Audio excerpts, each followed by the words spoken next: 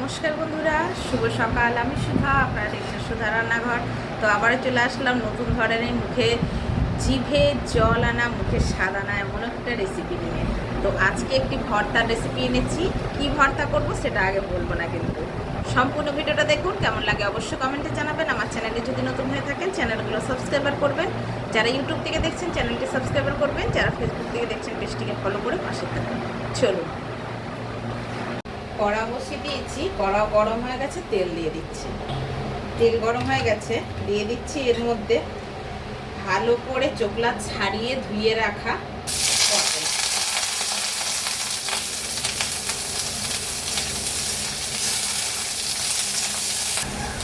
এই পটলগুলো ভালো করে চোকলা ছাড়িয়ে ধুয়ে নিয়েছি। দিয়ে দিচ্ছি অল্প একটুখানি নুন আর হলুদ দিয়ে দেবো এর মধ্যে। দিয়ে পটলগুলো আমি ভালো করে ভাজবো। এবার কীরকম করে ভাজবো, কতটা ভাজবো সেটাও কিন্তু এর উপরে ডিপেন্ড করে।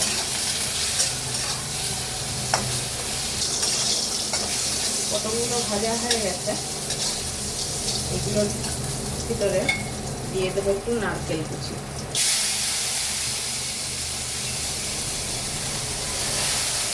দিয়ে দেবো দুটো পেঁয়াজ আর কতগুলো রসুন।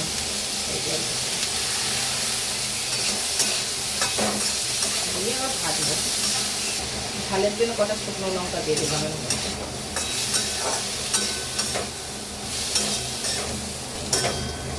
আমার কিন্তু এটা হয়ে গেছে। এবার আমি একটু ঠান্ডা করতে দেবো, তারপরে বাটবো। যেহেতু আমার হাতে একটু প্রবলেম আছে, যার জন্য আমি এটা আজকে মিক্সিতেই বাটবো, না হলে এটা কিন্তু শিলপাটায় বেটে নিতে হবে, ভালো লাগবে তাহলে।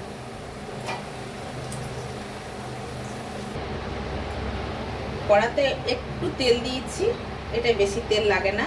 আরও একটা পেঁয়াজ দিয়ে দিচ্ছি, দিয়ে দিলাম। আর একটু নুন দিয়ে দিচ্ছি।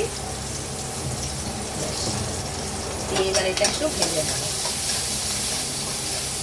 ভেজে নিয়ে এই যে আমি মিক্সিতে বেটে নিয়ে চলে এসেছি, এটা আপনারা শিলে বেটে নেবেন। আমার অসুবিধা আছে বলে আমি মিক্সিতে বাটলাম।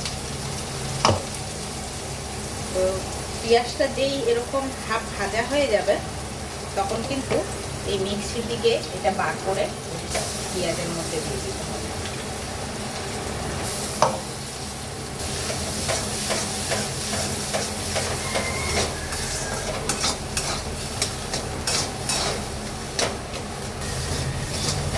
এটা কিন্তু আমার হয়ে গেছে, নামিয়ে আসতে হবে।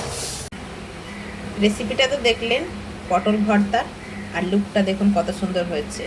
মাখন, এটাকে বলে মাখন, নারকেল দিয়ে করেছি। এটা দিয়ে এক থালা ভাত খাওয়া হয়ে যাবে, আর কিছুর দরকার নেই কিন্তু। তো কেমন লাগলো রেসিপিটা অবশ্যই কিন্তু একটু কমেন্ট করে জানাবেন। অপেক্ষায় রইলাম কমেন্টে। আজকের মতন বিদায় নিয়ে নিচ্ছি। সুস্থ থাকবেন, ভালো থাকবেন। দেখা হচ্ছে আবারও পরের একটি ভিডিওর সাথে। Bye bye.